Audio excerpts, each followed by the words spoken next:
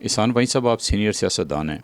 PDM की हुकूमत अगले माह ख़त्म हो रही है, आप इसकी कारकर्दगी को किस तरह से देखते हैं?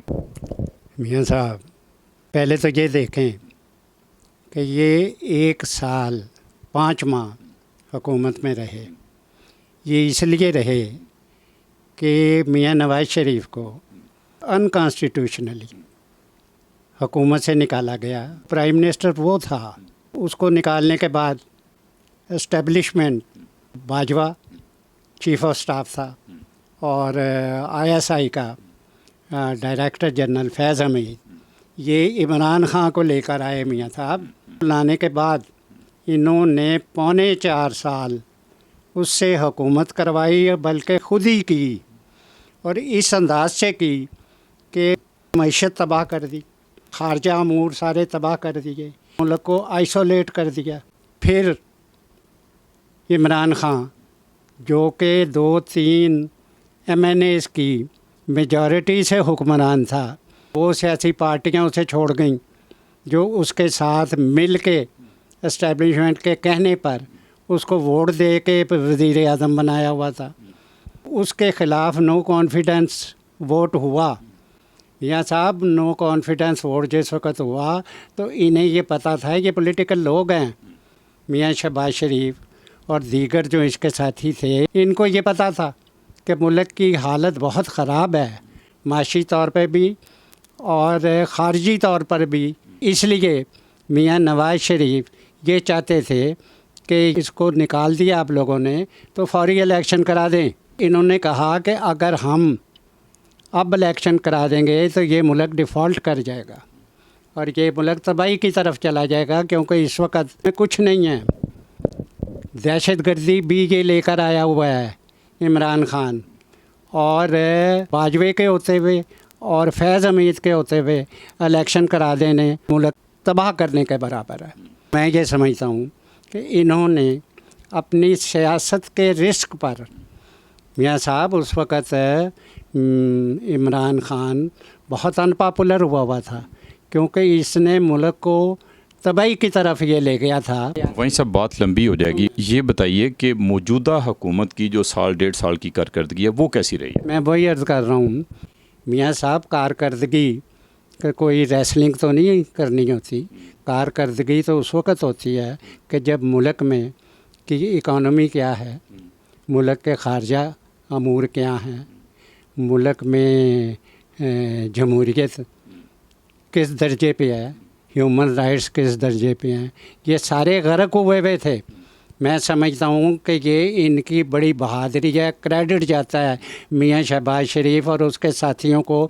इन्होंने अपनी सियासत को, ख़ास तौर पे नून लीग ने अपनी सियासत के रिस्क पर हुकूमत ली और 1 साल 5 माह इन्होंने मुसीबत में काटे कि यहाँ तक कि इमरान खान के होते हुए IMF के साथ जो उसका मुआहदा था, उसने उस मुआहदे को भी ख़राब किया, बेइज्जत किया उस मुआहदे को भी। अब हालत ये थी कि इसके हुकूमत के बाद 4.25 साल इस मुल्क में कुछ नहीं था, ना कोई कर्ज़ देने को तैयार था। मियाँ साहब, ये डिफ़ॉल्ट ही हुआ था। नहीं कहते कि अवाम को, क्योंकि अवाम अनएजुकेटेड है, इन्हें ना पता लगे कि मुल्क की हालत क्या थी। हालत ख़राब थी। हालत ये थी कि अगर ये चाइना आपको 5 अरब डॉलर ये ना देता, 4 अरब डॉलर का कर्जा इन्होंने दिया, उसने वापस कर दिया, और 1 अरब डॉलर उसने इन्होंने फिर दिया, उसने वापस कर दिया। और ये बात मियाँ शहबाज शरीफ जो कि प्राइम मिनिस्टर है इस मुल्क का रहा है, अब भी है, उसने बरमला अपनी तकरीरों में, अब भी ये जो तकरीर उसने की, ये कल या परसों, ये कहा कि अगर चाइना 5 अरब रुपया हमें ना देता तो ये मुल्क डिफ़ॉल्ट कर गया था। क्योंकि इन्होंने इमरान खान ने नाजायज़ इल्ज़ाम लगा कर अमेरिका को भी नाराज़ किया हुआ था। यहाँ साहब, ममालिक कोई इश्क नहीं करते दूसरे मुल्क से, वो तो अपने अपने मामलात होते हैं। इसने अमेरिका को भी गाली गलौज की कि मुझे अमेरिका ने निकाला, हालांकि इसकी हैसियत पॉलिटिकल इस मुल्क में भी कुछ नहीं थी। ये अमेरिका पे इल्ज़ाम लगा रहा था अपने को इतना अहम कि मुझे तो अमेरिका ने निकाला। अमेरिका नाराज़, इकॉनमी तबाह, IMF कर्जा नहीं दे रही थी, और 13 पॉलिटिकल पार्टियां मियां शहबाज शरीफ साथ लेके चल रहा था, उनको भी सेट करना, कोई वज़ीर, कोई एडवाइज़र, कोई ये 50 से ज़्यादा हो गए, अखराजात ज़्यादा थे।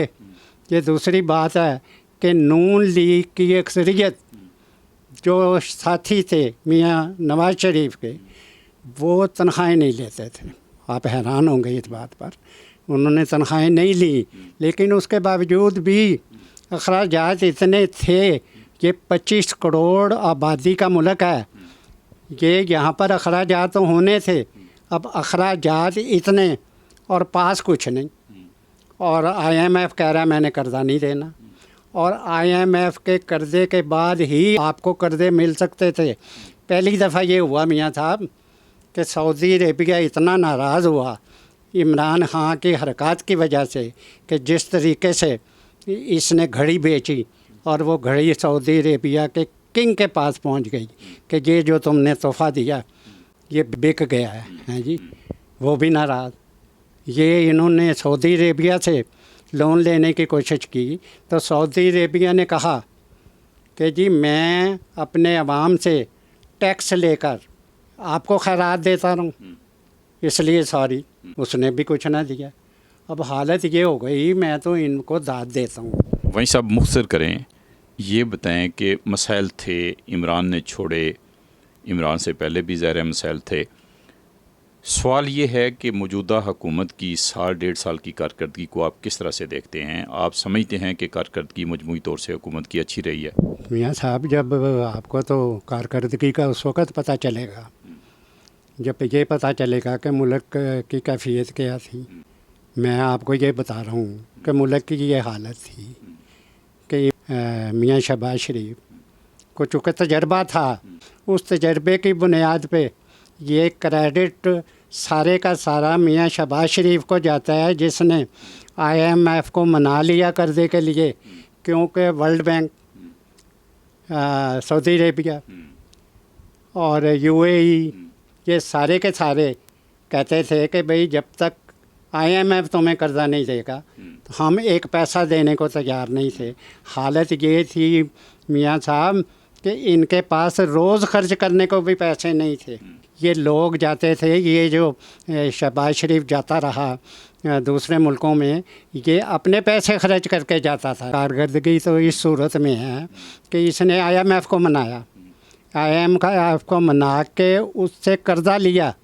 उसके कर्ज़ा मिलते ही सऊदी अरेबिया ने भी $2 अरब दिए, UAE ने भी $1 अरब दिया, और इस्लामिक वर्ल्ड बैंक ने भी $1 अरब दिया। इस तरह से इनके पास जो बेस था $4 अरब, वो $14 अरब हो गया मियाँ साहब। ये मियाँ शहबाज शरीफ जो आप बार बार कह रहे हैं कि इसकी कारकर्दगी बताएं, कारकर्दगी ये थी। कारकर्दगी का मतलब ये होता है कि मुल्क की अगर इकॉनमी, आपकी जेब में पैसे होंगे तो आप रोटी ख़रीदेंगे, जब पैसे ही नहीं होंगे तो रोटी कहाँ से ख़रीदेंगे। इनकी जेब में पैसे उस वक़्त थोड़े बहुत आए जब IMF से इन्होंने कर्ज़ा ले लिया, और उसके प्रॉपर, और बड़ी हिम्मत वाली बात है कि अपनी सारी सियासत को रिस्क में डालने वाली बात है कि आप महंगाई करें, प्राइम मिनिस्टर भी हों, आपकी पॉलिटिकल पार्टी भी हो। इन्होंने अपनी पॉपुलैरिटी रिस्क में डाली। ये 13 पार्टियां थी जिनको लेकर साथ चल रहे थे मियाँ शहबाज शरीफ साहब। इन्होंने 15 महीने में इस मुल्क को माशी तौर पर इस काबिल कर दिया अपने हमसायों में। इस वक्त इसकी इज़्ज़त है। फिर आप कहते हैं कि माजी की बात ना करें, तो इमरान के दौर में दहशत गर्दी इतनी बढ़ गई थी क्योंकि उसने TTP तहरीक पाकिस्तान के हज़ारों लोगों को मुल्क में बसा दिया था। मुल्क को उसने रखने के बाद, और जिसकी ज़िम्मेदारी खाली इमरान पे नहीं थी, ये बाजवे पर और फैज़ हमीद इन पर थी कि इन्होंने मिल के यहाँ पर उनको बसाया और उन लोगों को भी जेलों से रिहा करवा दिया जिन पर कत्लों का इल्ज़ाम था और जिन पर 150 बच्चों, स्कूल के बच्चों को भी मर्डर करने का इल्ज़ाम था, उनको भी रिहा किया। अब दहशतगर्दी भी इनके सर पे चढ़ी हुई थी जो अभी तक ख़त्म नहीं हुई, इन्होंने उसको भी कम किया।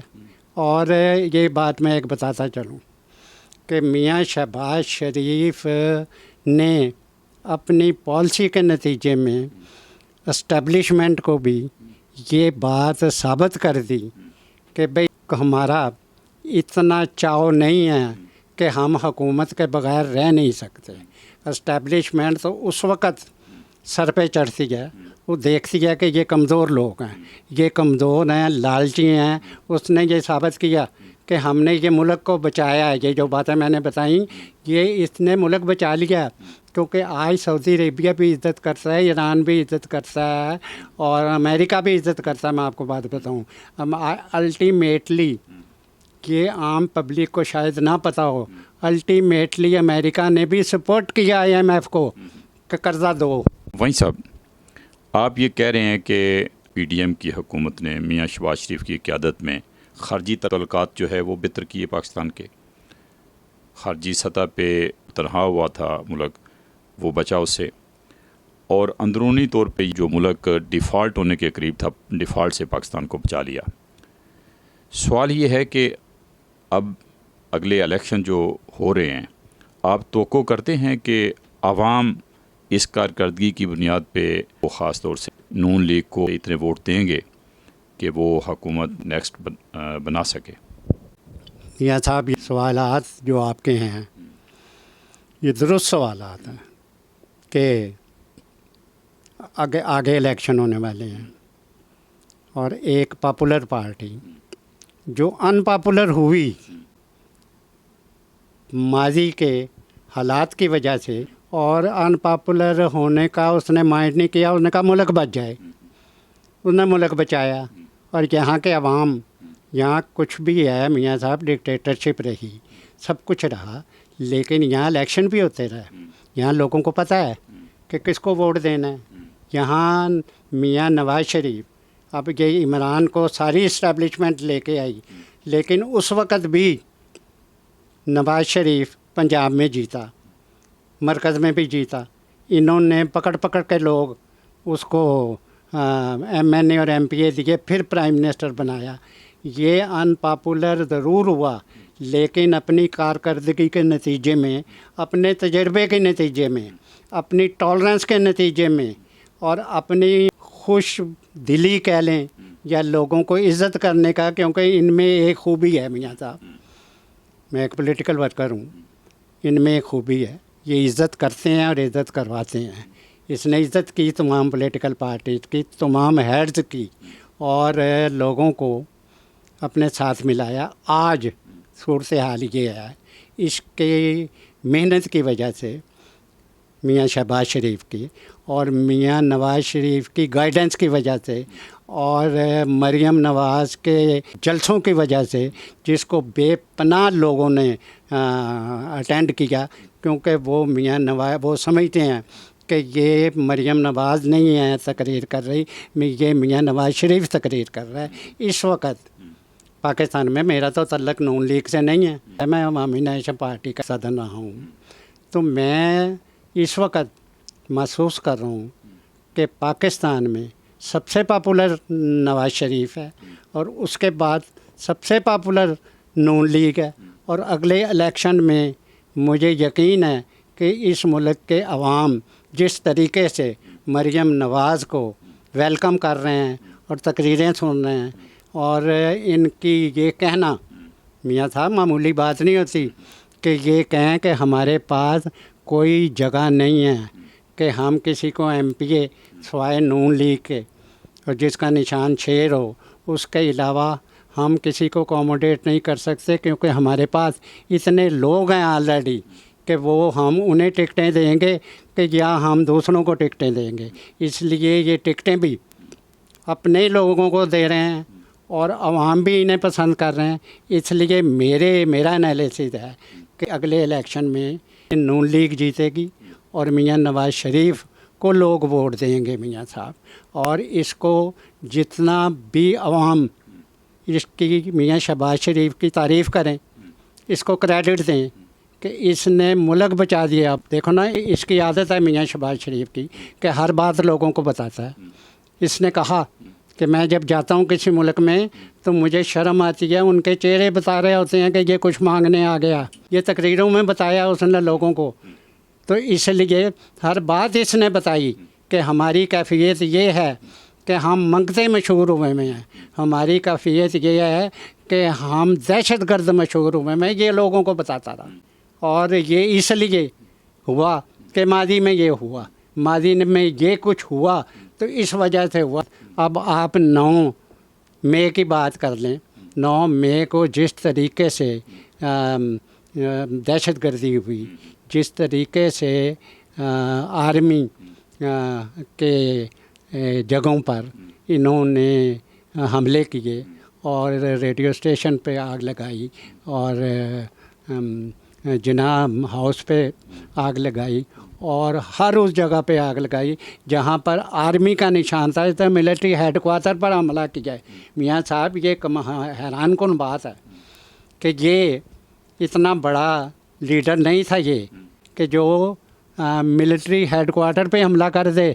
इसलिए मैं ये समझता हूँ मियाँ साहब कि जो कुछ 9 मई को हुआ उसके बाद इस आवाम को, इस मुल्क के आवाम को नून लीग के अलावा जी नज़र कोई नहीं आती। पंजाब ही सबसे मेजॉरिटी का सूबा है। ये 62% पॉपुलेशन पंजाब की है।